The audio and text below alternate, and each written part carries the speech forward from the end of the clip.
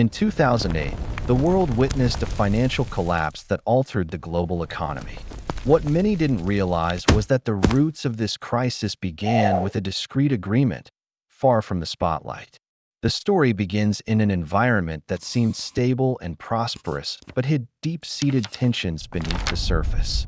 The real estate sector in the United States was booming, and banks were excited, offering loans to anyone who wanted them.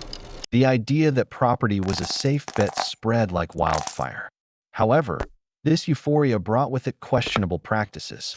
Banks began packaging high-risk mortgages into securities that were sold as safe investments. The logic was simple. If a sufficient number of people paid their mortgages, the system would be solid. But the reality was quite different. Many of these mortgages were granted to borrowers who could not afford to pay them, what we call subprime. The promise of quick profit began to overshadow common sense. The first sign that something was wrong appeared when default rates started to rise. The confidence that once dominated the market began to falter. But as panic began to creep into investors' minds, the true catalyst of the crisis was still silently forming. A seemingly harmless agreement between two major banks was the spark that ignited a fire. They decided it was time to restructure, and this restructuring involved the sale of large quantities of mortgage-backed securities. This move was a devastating blow to the market. The mass sale of these mortgages began to devalue financial assets, exposing the system's fragility. As prices fell, banks began to panic, and liquidity dried up. Trust, which was already tenuous, broke. What seemed to be a simple restructuring agreement turned into a chain reaction, leading to the bankruptcy of renowned financial institutions. Lehman Brothers, one of the pillars of the financial system, couldn't recover from this blow. Its bankruptcy in September 2008 was a milestone. The domino effect began to spread, hitting banks and companies around the world. What was once an isolated collapse now became a global crisis. People started losing their jobs, their homes, and their savings. Panic took over the streets and Wall Street. Governments and central banks were forced to act. Billion-dollar rescue packages were presented in an attempt to stabilize markets and restore confidence. What followed were years of austerity and recession, while the echoes of the 2008 collapse still resonate in the modern economy. What started as a quiet agreement turned into a painful lesson about the interconnectedness of the financial system. These events are not just a story of the past. They teach us about the risks of blind trust in the market. The fragility of the financial system was exposed, and the 2008 crisis became an indelible reminder that in economics, nothing is as secure as it seems. What lies beneath the surface can be a warning sign of what is to come. The story of the 2008 collapse shows us that behind every great crisis, there are silent agreements that can trigger catastrophic consequences. The 2008 collapse was not an isolated event. It was the result of a series of decisions made over the years, driven by a culture of greed and complacency. What was once considered a robust real estate market turned into fertile ground for speculation. Banks, in their relentless pursuit of profits, were willing to overlook the risks embedded in their financial products. One of the main culprits behind the crisis was the practice of mortgage securitization. Banks started bundling mortgages into packages and selling them as securities, allowing investors from all over the world to participate in the U.S. housing market. These securities were often rated as safe by rating agencies, which, in many cases, failed to recognize the risks associated with these assets. As a result, many investors were drawn to a market that seemed promising, without understanding the true nature of the products they were acquiring. Meanwhile, borrowers were being encouraged to buy homes they could not afford. Banks offered attractive, but often obscure, financing terms. Adjustable-rate mortgages, for example, offered low initial payments but quickly increased, placing unsustainable pressure on borrowers. The combination of high-risk loans and irresponsible financing practices created a perfect storm for the crisis. As default rates grew, banks began to realize their bets were risky. Instead of correcting course, Many opted to conceal the issues. They started using complex accounting techniques to hide losses, forgetting that the truth always comes out. This lack of transparency fueled distrust among financial institutions and investors. The lack of confidence spread like a virus, and the system was already on the brink of collapse. In 2007, the crisis began to show more evident signs. Home prices started to fall, and people began losing their homes. What was once a thriving industry quickly turned into an emergency situation. The first signs of a collapse came with the bankruptcies of smaller institutions that were already showing liquidity problems. These events were ignored by many, but they should have served as a warning. What followed was a domino effect. When Lehman Brothers declared bankruptcy, panic gripped the markets. What was once a sectoral crisis quickly spread to the global economy. The government's response was slow and often inadequate. The TARP, Troubled Asset Relief Program, bailout package was implemented, but many citizens felt disillusioned. The idea that taxpayers were saving financial institutions that had acted irresponsibly caused outrage. The social and economic consequences of the crisis were profound. Millions of people lost their jobs, their homes, and their faith in the financial system. The impacts of the crisis were felt worldwide. Countries that depended on the United States for trade and investment began to see their economies crumble. Europe, in particular, faced its own challenges. The collapse exposed the fragility of interconnected economies and showed that trust in a globalized system can be a double-edged sword. The years following the crisis were marked by a continuous struggle to regain stability. Unemployment rates remained high, and many citizens faced financial hardships that would take years to overcome.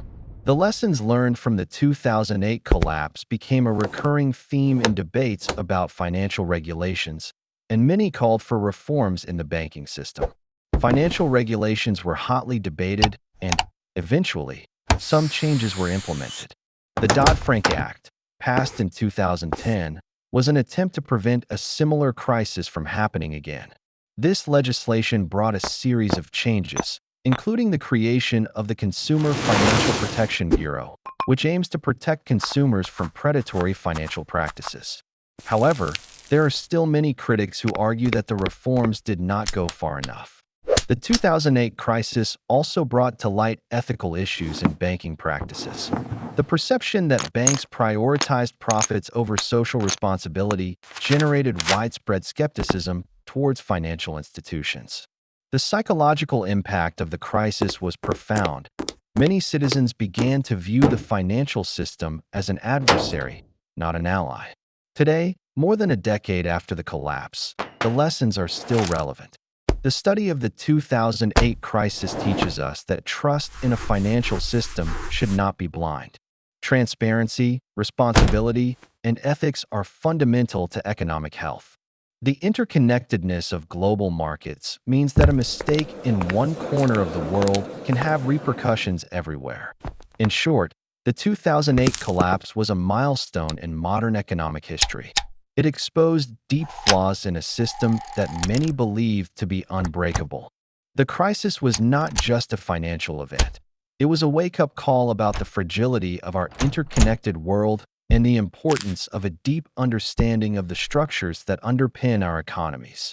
What started as a silent agreement turned into one of the most significant events in economic history, and its lessons still echo in contemporary society. As the 2008 collapse unfolded, the American government's response was marked by controversy. The TARP rescue package, which aimed to stabilize the financial sector, was implemented quickly, but its effectiveness was questioned. Many critics argued that the government was bailing out institutions that had acted irresponsibly, while millions of ordinary citizens faced financial hardships. This perception of unfairness fueled widespread discontent. The impacts of the crisis were felt across various areas of the economy. Unemployment soared, reaching alarming levels. Individuals who previously enjoyed financial stability found themselves struggling to pay bills and support their families. The housing market collapsed, resulting in mass foreclosures. Cities and communities that depended on the real estate sector to thrive were devastated, with entire neighborhoods turning into desolate zones. The collapse was not limited to the United States. Its shockwaves spread around the world. Interconnected economies began to face their own crises. Europe, in particular, saw its banks and financial institutions struggle to stay afloat. Countries like Greece, Spain, and Portugal faced debt crises that would shake their economies for years. What was seen as a localized problem quickly became a global issue. Beyond financial hardships, the crisis also had a lasting impact on public confidence in financial institutions and the government. Faith in the banking system, which was previously considered solid, was severely shaken. People began to question the transparency and ethics of banking practices. The feeling that banks were responsible for the crisis but did not face adequate consequences generated skepticism that persisted for years. In response to this distrust, social movements began to gain strength.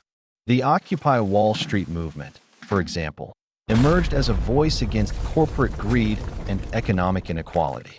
The protests demanded changes in the financial system and advocated for greater accountability from institutions. This discontent reflected the frustration of many citizens who felt left behind amidst the economic recovery.